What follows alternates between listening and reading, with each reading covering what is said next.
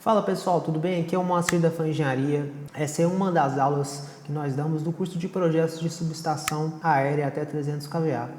E é uma aula que eu acho bastante importante porque ela ajuda bastante a gente a fazer a nossa planta de situação. Todo engenheiro eletricista que faz um projeto de subestação em linhas de média tensão, 3,8 kV, é necessário a gente saber o nome dessas estruturas. Estruturas tipo normal. Vamos começar com a letra N. E é normal por quê? Porque você vai encontrar aqui a cruzeta no meio do poste. Esse aqui é um poste, né? Seção circular.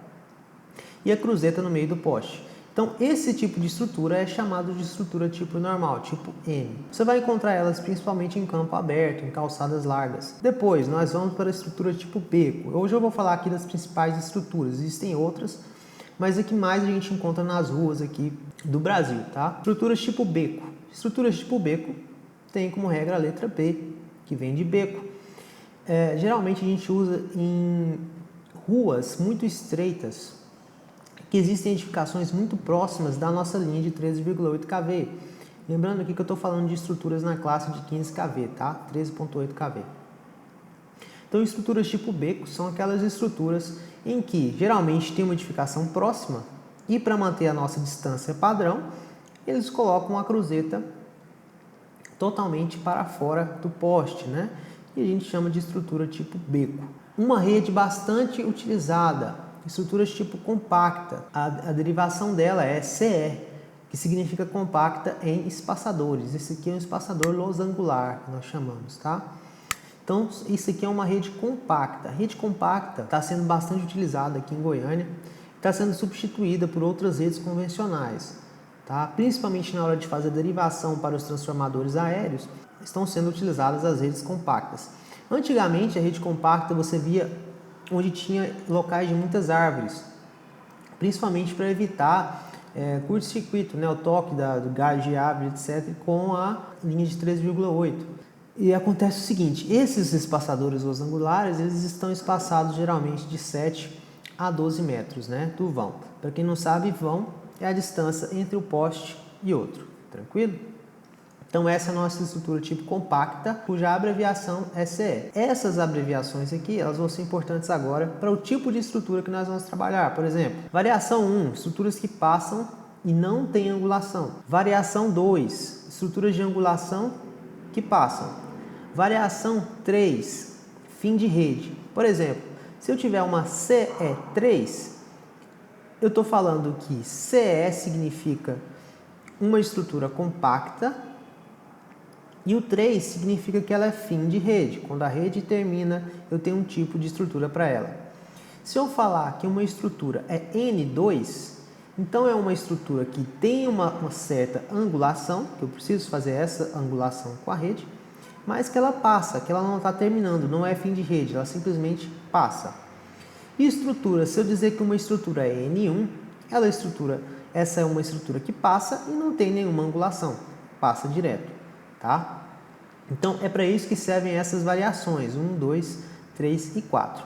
Variações em 4 são estruturas com necessidade de maior angulação e que passam, eu preciso fazer uma angulação maior e vou continuar passando a minha rede, não é fim de rede, né? Aqui estão alguns exemplos. Na estrutura N1 é normal, que passa sem angulação. Nós temos aqui a minha cruzeta e os meus isoladores de pino. Eu tenho uma cruzeta e 3 isoladores de pino. Essa é o tipo de estrutura N1, ok? Esse isolador rodando aqui é para neutro de baixa tensão. Só para tirar a dúvida de vocês, caso existam, né? Estrutura N2, você pode ver aqui, ó, eu tenho 6 isoladores de pino e uma determinada angulação, e 2 cruzetas, né? 6 isoladores de pino e 2 cruzetas. Normal, por que normal? Porque a minha cruzeta está no meio do poste, por isso que tem N, né?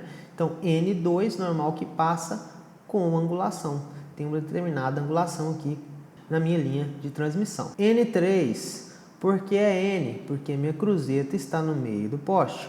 Quantas cruzetas eu tenho? 2 na estrutura N3. E eu tenho esses isoladores de disco para o fim de rede, para a minha estrutura N3. N4 são estruturas que precisam fazer uma angulação maior.